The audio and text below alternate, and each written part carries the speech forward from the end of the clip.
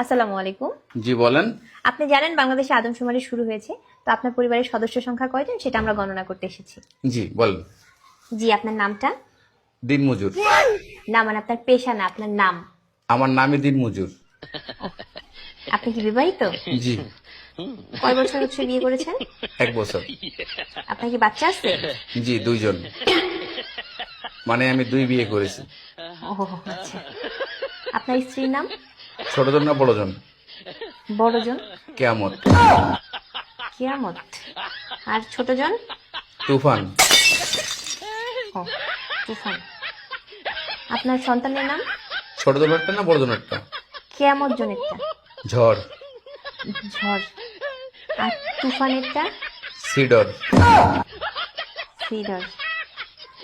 জি, আপনার মূল্যবান সময় দেওয়ার জন্য আপনাকে ধন্যবাদ। আর লাগবে না? না না না, আর কিছু লাগবে না। আর কিছু লাগলে নিয়ে যান। না না, তাহলে ভিতরে এসে চা খেয়ে যান।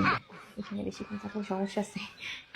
না না না, আর কিছুই লাগবে না। আপনাকে অসংখ্য ধন্যবাদ। ভালো